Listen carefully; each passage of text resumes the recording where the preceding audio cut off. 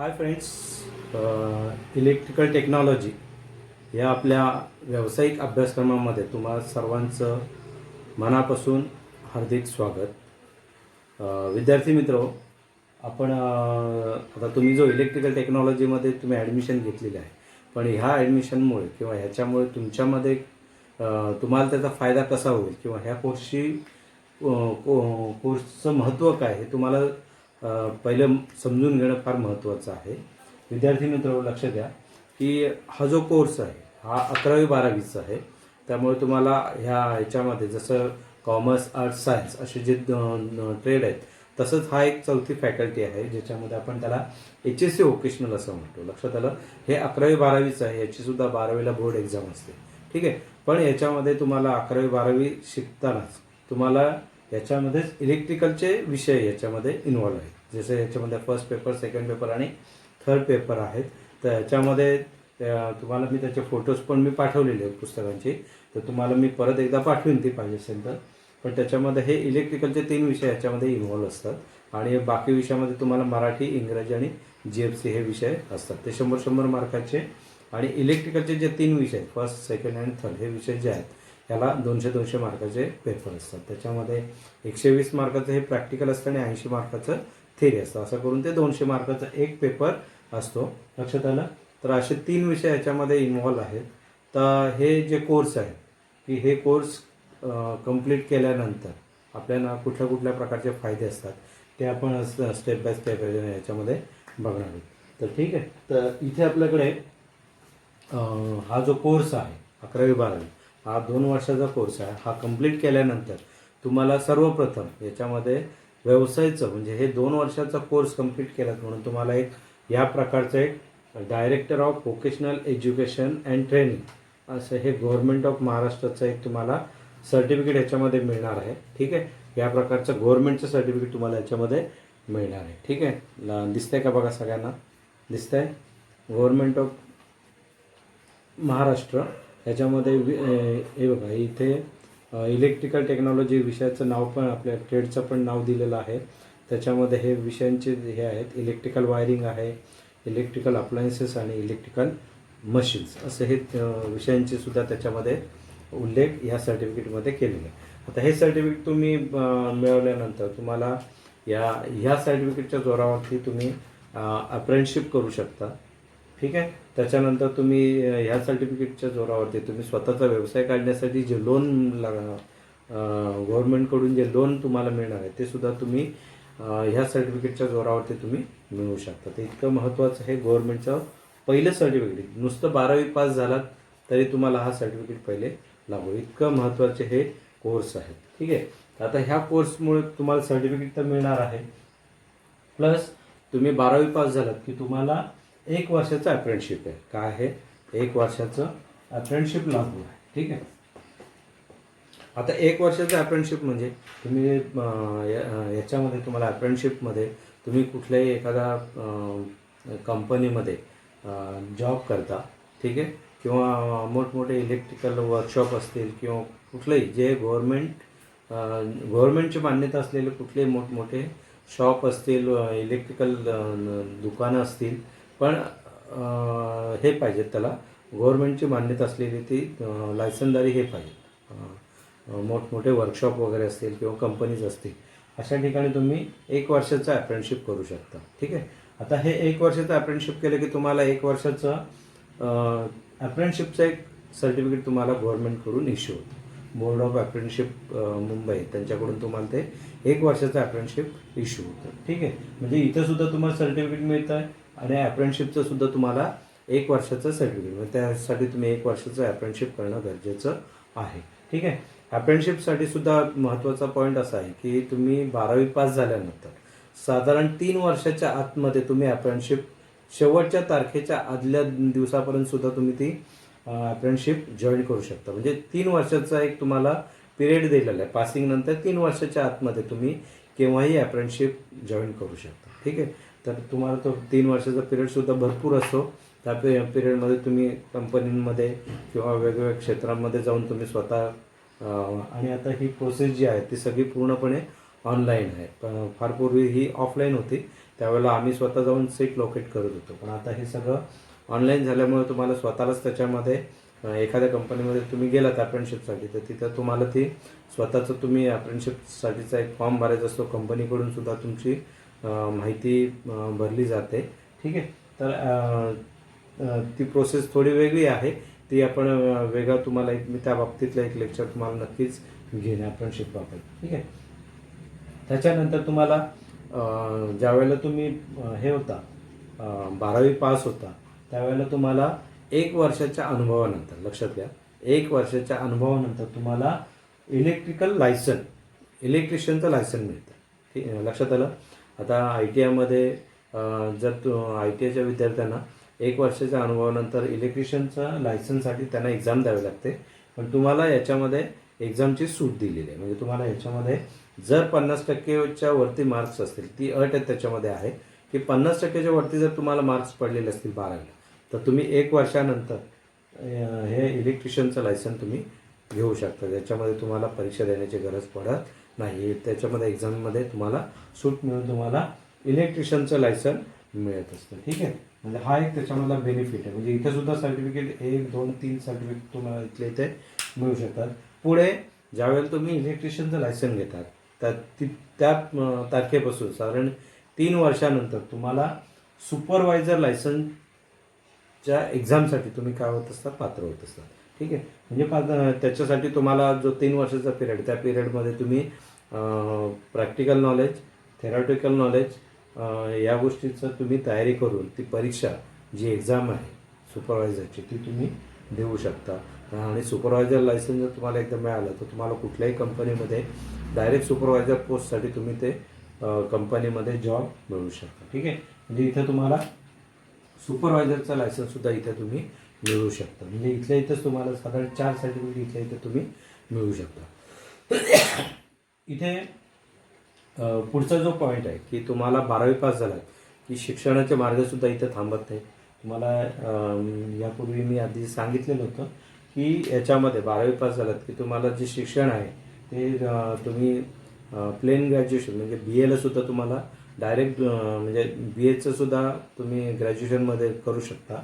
त्याच्या व्यतिरिक्त तुम्ही बऱ्याच वेळेला आम्ही विद्यार्थ्यांना म्हणजे आम्ही स्वतः मुलांना प्लेन ग्रॅज्युएशनपेक्षा तुम्ही जे डिप्लोमा डिग्री याच्या हे मार्ग स्वीकारा किंवा व्होकेशनल डिग्री.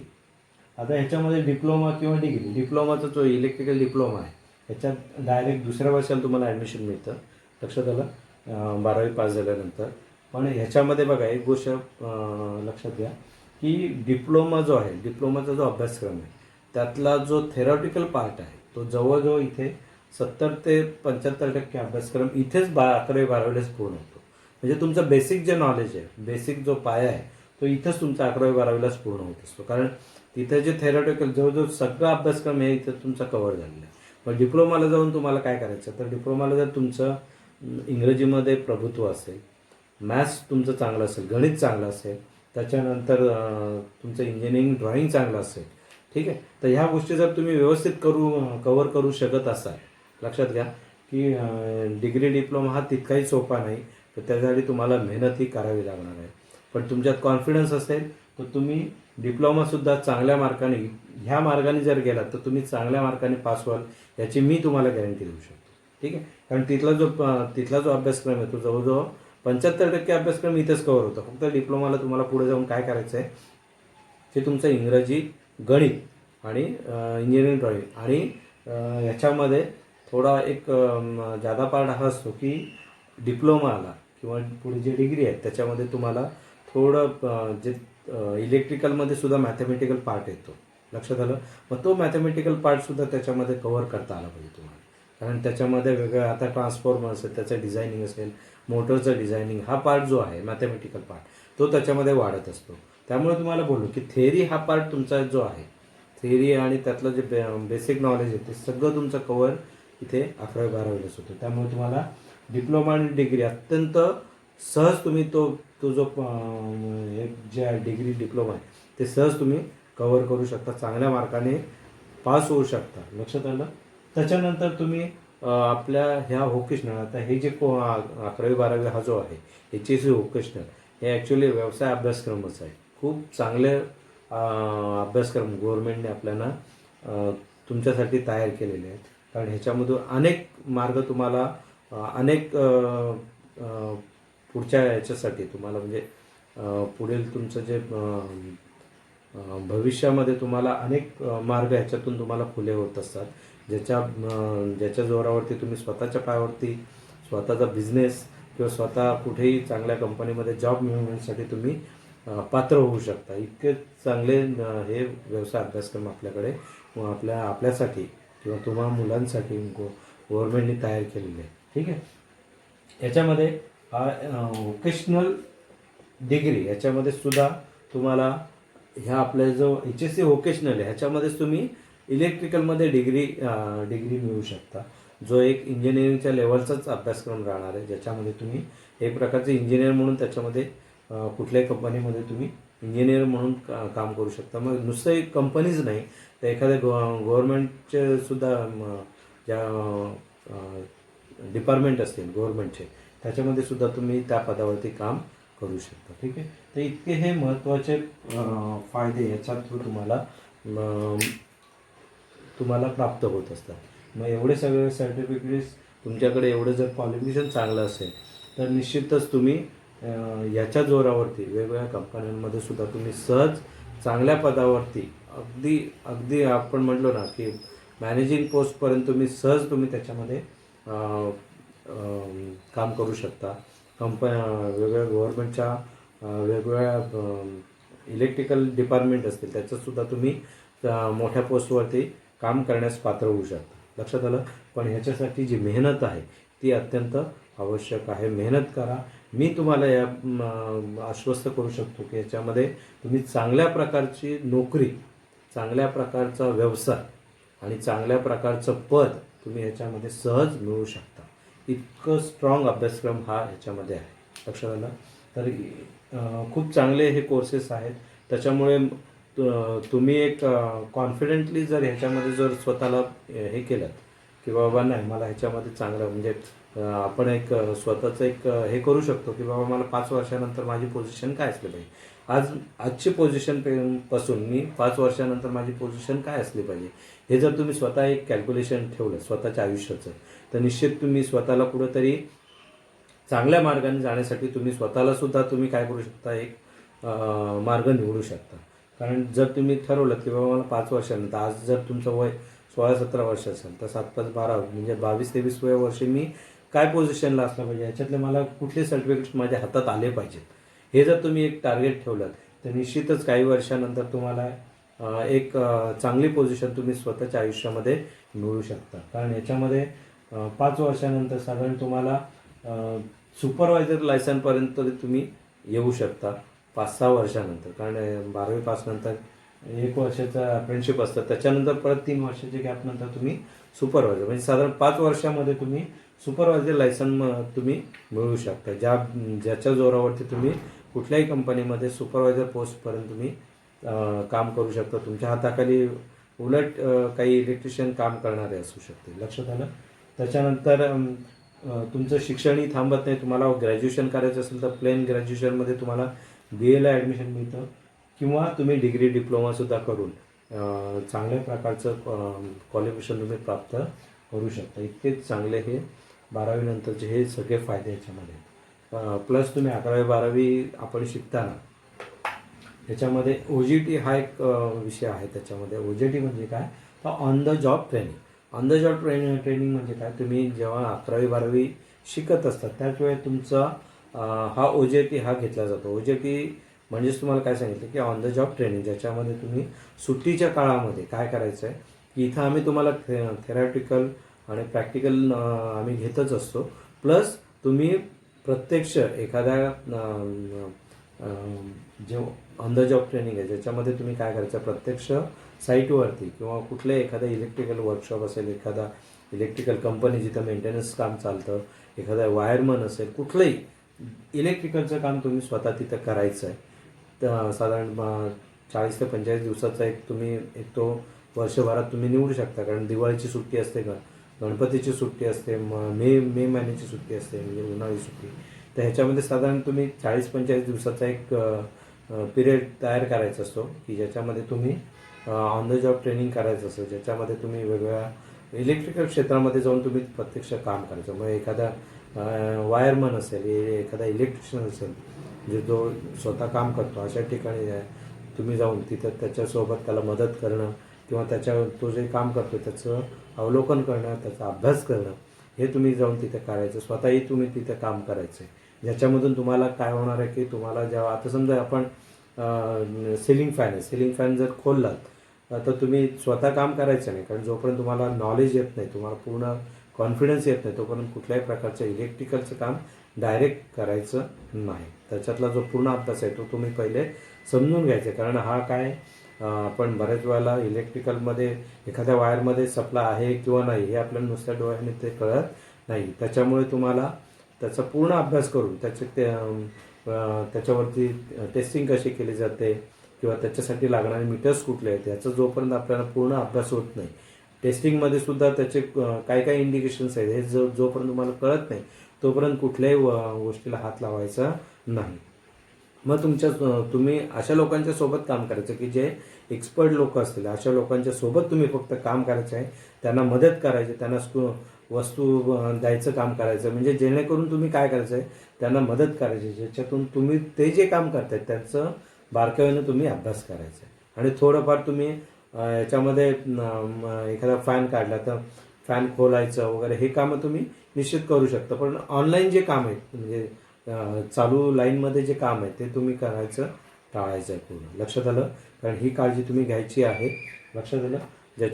म्हणजे मग तुम्हाला OJTचं काम करताना तुम्हाला बऱ्याचशा गोष्टी काय होतील प्रत्यक्ष तुम्हाला बघायला मिळतील. ते काम कसं चालतं, त्याचं मेंटेनन्स कसा केला जातो, त्याची दुरुस्ती कशी केली जातं, हे जर तुम्हाला प्रत्यक्ष बघायला मिळालं, करायला मिळालं तर निश्चितच तुमच्या ज्ञानामध्ये काय होईल, भर होईल. आणि ज्यावेळी तुम्ही इथे प्रत्यक्ष शिकता आमच्याकडून त्यावेळेला तुम्हाला नक्की लक्षात येईल की बाबा अरे हा मी फॅन खोलला होता, मग फॅन खोलताना मी बघितलं होतं की ह्याच्यातले पार्ट कुठले, स्टॅटर कुठला, रोटर कुठला, मग ते मी काम करताना बघितलं होतं. ह्याच्यातले हे डबी म्हणजे काय आहे, कॅपॅसिटर आहे वगैरे हे आम्ही बघितलेलं आहे. आणि त्याचं काम करताना त्याचे टेस्टिंग वगैरे कशी केली, टेस्ट लॅम्पचा वापर कसा केला, हे जर तुम्ही प्रत्यक्ष बघितलं करताना म्हणजे एखादा इलेक्ट्रिशियन काम करताना जर तुम्ही प्रत्यक्ष बघितलं तर तुमच्या ते आम्ही ज्यावेळेला तुम्हाला शिक्षक शिकवतात त्यावेळेला तुम्हाला ते समजायला, त्याच्यामध्ये तुमचा जो इंटरेस्ट आहे तो आणखीन काय होतो, एक पटीने वाढतो. आणि तुम्ही त्याच्यामधलं नॉलेज आणखीन कसं मिळेल याच्यासाठी तुम्ही काय करत असता, आणखीन प्रयत्न करत असता. हा त्याच्यातला महत्त्वाचा फायदा. म्हणजे तुम्ही प्रत्यक्ष OJTमध्ये काम करताना, OJT हे ट्रेनिंग आहे, जे काम करताना तुम्ही त्या गोष्टीचं अवलोकन करण्याचा प्रयत्न करत असता, ज्याचा फायदा तुम्हाला ज्यावेळी तुम्ही प्रत्यक्ष कॉलेजमध्ये येऊन शिकता इलेक्ट्रिकलचं नॉलेज, त्यावेळेला तुम्हाला त्या गोष्टीचा फायदा, प्रत्यक्ष काम केल्याचा फायदा तुम्हाला इथे होत असतो. आणि तुम्ही स्वतःचं नॉलेज आणखीन कसं वाढेल या उद्देशाने तुम्ही प्रयत्न करत असतो. हा OJTचा पिरियड आहे, हा तुम्हाला 11वी-12वीमध्येच कव्हर करायचा असतो. सुट्टीच्या पिरियडमध्ये हा OJTचा अभ्यास करायचा असतो. ठीक आहे. तर हे साधारण याच्यामध्ये फायदे लक्षात आला. त्याच्यानंतर तुम्हाला हे सांगितलं की तुम्ही 12वी पास झालात, तुमच्याकडे वेगवेगळ्या प्रकारचे लायसन मिळाले, इलेक्ट्रिशियन लायसन, सुपरवायझर लायसन, हे जर तुम्हाला मिळाले, तुमच्याकडे डिप्लोमा डिग्री जर तुम्ही केलेली असेल तर तुम्हाला बाहेरच्या मार्केटमध्ये खूप वाव आहे. तुम्ही स्वतःचा बिझनेस करू शकता. लक्षात आलं? ज्याच्यासाठी गव्हर्नमेंटकडून तुम्हाला या बाबतीत लोनही मिळत असतं. म्हणजे तुम्ही स्वतःचा व्यवसाय करू शकता, किंबहुना तुम्ही एखाद्या कंपनीमध्ये चांगल्या पोस्टवरती काम करू शकता. ठीक आहे. म्हणजे तुम्हाला गव्हर्नमेंटच्या विविध इलेक्ट्रिकल जे डिपार्टमेंट आहे त्याच्यामध्ये सुद्धा तुम्हाला जॉब मिळू शकतं. जसं MSCB आहे. ठीक आहे. वेगवेगळ्या कंपन्यांमध्ये गव्हर्नमेंटच्या कंपन्या असतील त्याच्यातसुद्धा इलेक्ट्रिकल डिपार्टमेंट असतं, तिथेही तुम्हाला जॉब मिळू शकतं. प्रायव्हेट कंपनी असते, मोठमोठ्या कंपन्यांमध्ये सुद्धा तुम्हाला इलेक्ट्रिकल मेंटेनन्स या डिपार्टमेंटला डायरेक्ट मॅनेजिंग पोस्टपर्यंत तुम्ही काम करू शकता. ठीक आहे. आता हे एवढं सगळं तुमचं ह्या 11वी-12वीच्या आपण जे HSC वोकेशनल हे पूर्ण केल्यानंतर तुम्हाला ह्या गोष्टीचा फायदा पुढं मिळतो. ठीक आहे. अजून एक पॉईंट असा आहे की आजचं जे कॉम्पिटिशनचं युग आहे याच्यामध्ये आज तुम्ही मार्केटमध्ये बाहेर पडलात एकदा शिक्षण घेऊन तुम्ही बाहेर पडलात की तुम्हाला नुसतं इलेक्ट्रिकल हा एकच विषय घेऊन चालणार नाही. कारण तुम्ही आज मार्केटमध्ये जर तुम्ही बाहेर पडला तर तुमच्या लक्षात येईल की वेगवेगळ्या प्रकारच्या कंपन्या तुम्हाला बघायला मिळतील. मग केमिकल कंपन्या असतील, इंजिनिअरिंग कंपन्या असतील, बरोबर आहे ना. मग किंवा वेगवेगळ्या प्रकारचे आपण म्हणतो की वेगवेगळ्या प्रकारचे वर्कशॉप असतात जिथे तुम्हाला इलेक्ट्रिकल, मेकॅनिकल, सिव्हिल, कुठले आता सिव्हिल म्हटलं की वेगवेगळ्या बिल्डिंगमध्ये कामं केली जातात. तर ठीक आहे, म्हणजे मला सांगायचं तात्पर्य असं आहे की तुम्हाला नुसतं इलेक्ट्रिकलचं नॉलेज घेऊन बाहेर पाडायचं आहे, तर तुम्हाला बरंचसं थोडंफार बाकी जो विषय आहे त्याच्यामधलं सुद्धा नॉलेज असणं गरजेचं आहे. ज्याच्यामध्ये मी तुम्हाला थोडक्यात एक उदाहरण देतो की आता हा तुमचा इलेक्ट्रिकल टेक्नॉलॉजीचा तुमचा हा बेस आहे, बरोबर ना. तुमचं बेस हा, पण तुमच्याकडे थोडं इलेक्ट्रॉनिक्सचं सुद्धा नॉलेज असणं गरजेचं आहे. मेकॅनिकल, सिव्हिल, केमिकल, लक्षात आलं. कारण आज तुम्ही इलेक्ट्रॉनिक्सचं नॉलेज असणं का गरजेचं आहे. हा इलेक्ट्रॉनिक्स हा वेगळा विषयच आहे, फार मोठं विषय आहे, त्याचाही म्हणायला काय हरकत नाही. कारण आज तुम्ही तुमच्या आजूबाजूला जर तुम्ही बघितलं तर एकही गोष्ट अशी नाही की ज्याच्यामध्ये इलेक्ट्रॉनिक्सचा वापर नाही. लक्षात आलं. आज तुम्ही घरामध्ये बघता, तुमच्या घरामध्ये टी व्ही, टेप, रेडिओ, वेगवेगळ्या प्रकारच्या घरामध्ये आपण अप्लायन्सेस वापरतो. वेगवेगळ्या कंपन्यांमध्ये सुद्धा प्रत्येक गोष्टीमध्ये इलेक्ट्रॉनिक्सचा वापर हा आहे. आज साधं जर आपण एखादं उदाहरण घेतलं की आज आपण घरामध्ये काय वापरतो, AC वापरतो, फ्रीज वापरतो. आज हे सगळं काय झालं आहे, आज हे जे आहेत हे अत्यंत स्मार्ट झालेल्या वस्तू आहेत. AC सुद्धा स्मार्ट झाले आहेत. तुमची घरामध्ये आपण टी व्ही, टेप तर वापरतो तेही स्मार्टच आहेत. फ्रीजसुद्धा स्मार्ट झालेले आहेत, ज्याच्यामध्ये आज लेटेस्ट टेक्नॉलॉजीचा ह्या अप्लायन्सेसमध्ये काय केलेलं आहे, वापर केलेला आहे. म्हणजे तुम्हाला जर जे लेटेस्ट टेक्नॉलॉजी आहे ज्याच्यामध्ये इलेक्ट्रॉनिक्सचा जास्तीत जास्त वापर त्याच्यामध्ये केलेला आहे. म्हणजे इलेक्ट्रॉनिक्समध्ये काय, तर ह्याच्यामध्ये छोटे छोटे पार्ट्स असतात इलेक्ट्रॉनिक्सचे, ज्याचा अभ्यास त्याच्यामध्ये असणं गरजेचं आहे. कारण हे इलेक्ट्रॉनिक्स जे पार्ट आहेत जे आपण किट असतं त्या किटचा वापर याच्यामध्ये कंट्रोलिंग सिस्टीममध्ये केला जातो बरेच. मग मायक्रो जरी चेंजेस असतील तर ते चेंजेस काय करतं, हे इलेक्ट्रॉनिक सर्किट काय करतं, बरोबर डिटेक्ट करतं आणि त्या पद्धतीने एकमेकांना सिग्नल देऊन त्याचं कंट्रोलिंग पूर्ण, आता AC असेल तर ACचं पूर्ण कंट्रोलिंग हे इलेक्ट्रॉनिक सर्किट करत असतं. म्हणजे आता एखाद्या रूममध्ये 10 माणसं असतील तर 10 माणसाला जेवढं पाहिजे थंडावा तेवढाच तो देणार आहे. एक माणूस असेल तर एक माणसाला पुरेल इतकंच थंडावा तो देत असतो. म्हणजे ह्याच्यामध्ये तो जो AC आहे तो स्वतः हे करत असतो, स्मार्टली तो बघत असतो की बाबा ह्या रूममध्ये किती लोक आहेत, कमी आहेत, जास्त आहेत किंवा काहीच नाही. तर त्या पद्धतीने तो स्वतःचा काय करत असतो, बदल करत असतो. म्हणजे हे सगळं कशामुळे शक्य आहे, तर इलेक्ट्रॉनिक्समुळे. ठीक आहे. म्हणजे आपल्याला नुसतं इलेक्ट्रिकल AC हा इलेक्ट्रिकल भाग जरी असला तरी त्याच्यामध्ये इलेक्ट्रॉनिक्सचा वापर केलेला आहे. त्यामुळे इलेक्ट्रॉनिक्सचा अभ्यास आपल्याकडे असणं गरजेचं आहे. भले 100% अभ्यासक्रम नसला तरी त्यातलं 10% तरी तुम्ही नॉलेज त्याच्यामधलं असणं गरजेचं आहे. मेकॅनिकल, आज वेगवेगळ्या प्रकारच्या इंजिनिअरिंग कंपन्या असतात. आता तुम्ही एखाद्या इंजिनिअरिंग कंपनीमध्ये इलेक्ट्रिकल डिपार्टमेंटला तुम्ही जर काम करत असाल तर तुम्हाला त्या इलेक्ट्रिकल जे सर्किट्स आहेत की वेगवेगळ्या मशिनरीसाठी वापरलेले आहेत, मेकॅनिकल तिथले जे मुवमेंट आहे त्याच्यासाठी जे मशिनरी वापरले आहेत त्या मशिनरींना चालवण्यासाठी वेगवेगळ्या प्रकारचे इलेक्ट्रिकल मोटर्स असतील किंवा वेगवेगळ्या प्रकारचे सर्किट्स असतील. मग हे सर्किट त्याच्यासाठी का वापरले जातात, त्याच्यामुळे त्याच्यामध्ये कुठल्या घटना घडत असतात, ह्या सगळ्या गोष्टीचा अभ्यास तुम्हाला असणं गरजेचं आहे. म्हणजे त्यातले ती मशीन म्हणजे काय ज्या मशीनचा वापर म्हणजे मोटरच्या थ्रू ती पळवली जाते. मग त्या मशीनचं कार्य काय, ते मशीन काय काम करतं याचंसुद्धा आपल्याला नॉलेज असणं गरजेचं आहे. म्हणजे इथं मेकॅनिकलसुद्धा नॉलेज असणं गरजेचं आहे. सिव्हिलचं पण नॉलेज का असावं, कारण आज आपण बघतो की तुम्ही बाहेर पडला तर एखादा इलेक्ट्रिकल कॉन्ट्रॅक्टर असेल, बरोबर ना. तर आज वेगवेगळ्या मोठमोठ्या टॉवर उभे केले जातात. मग त्याच्यामध्ये हल्ली सगळीकडे तुम्ही बघितलं असाल की कन्सिल्ड वायरिंग म्हणजे भिंतीतली वायरिंग केली जाते. मग भिंतीतली वायरिंग करताना तुम्ही एकदा ती बिल्डिंग उभी राहिली की तुम्हाला कन्सिल्ड वायरिंग करता येत नाही. मग त्याच्यासाठी तुम्हाला आधीच प्रिपेअर राहायला लागतं, तयार राहायला लागतं. म्हणजे काय की एखादी बिल्डिंग उभी होते, मग बिल्डिंग उभी होतानाच तुम्हाला तिथे जे आतलं जे कन्स्ट्रक्शन आहे ज्यावेळी वीट बांधकाम चालू असतं त्याच वेळेला तुम्हाला ॲक्च्युली त्याच्यामध्ये त्या भिंतीच्या आतमध्येच तुम्हाला काय करायला लागतं, पाईप वगैरे फिरवायला लागतं. म्हणजे काय, म्हणजे तुम्हाला त्या बिल्डिंगचं काम काय चालू आहे, ते बिल्डिंगचा जो प्लान आहे तो प्लान वाचता आला पाहिजे. त्याच्यात इलेक्ट्रिकल पॉईंट कुठे कुठे आपल्याला टाकता आले पाहिजेत, त्याचा अभ्यास तुम्हाला करता आला पाहिजे. म्हणजे ह्याच्यामध्ये एखादा प्लान आहे, बिल्डिंगचा प्लान आहे, तो सुद्धा तुम्हाला त्याच्यामध्ये वाचता आलं पाहिजे. म्हणजे त्याचं नॉलेज तुम्हाला येणं गरजेचं आहे की त्या बिल्डिंगमध्ये हॉल कुठं आहे, बेडरूम कुठं आहे, संडास बाथरूम ह्या गोष्टी कुठं कुठं आहेत, मग तिथे कुठले कुठले पॉईंट्स तिथे आपण देऊ शकतो, किती वॅटेजचे पॉईंट तिथे द्यायला पाहिजेत. ह्या सगळ्या गोष्टीचा अभ्यास जर करायचा असेल तर तुम्हाला प्लॅन वाचणं गरजेचं, म्हणजे तुम्हाला सिव्हिलचं नॉलेज असणं गरजेचं आहे.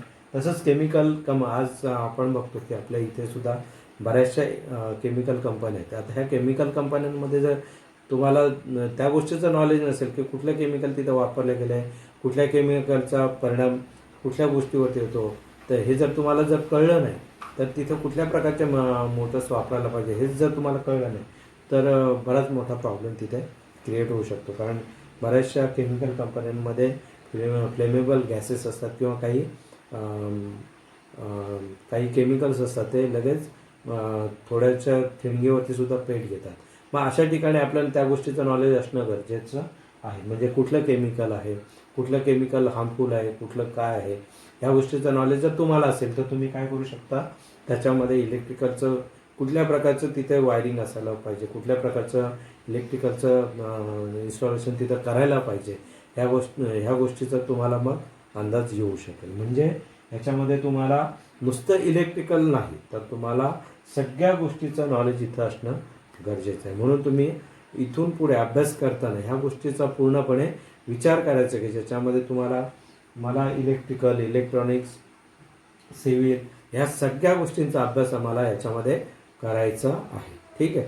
तर याच्यामध्ये तुमच्या आता लक्षात आलं असेल की ह्या कोर्सनंतर म्हणजे तुम्हाला बऱ्यापैकी आणि चांगली माहिती मी तुम्हाला मिळाली असेल असे मी गृहीत धरतो. तुम्हीसुद्धा याच्यामध्ये जास्तीत जास्त मेहनत करू, व त्या दृष्टीने तुमची पावलं तिथे स्ट्रॉंगली पडलीच पाहिजेत. लक्षात घ्या, जर तुम्ही ठरवलं की मला काहीतरी करायचं, निश्चित हा जो मार्ग हा तुमच्यासाठी खूप चांगला सिद्ध होईल, याची मी व्यक्तिशः तुम्हाला गॅरंटी देतो. ठीक आहे.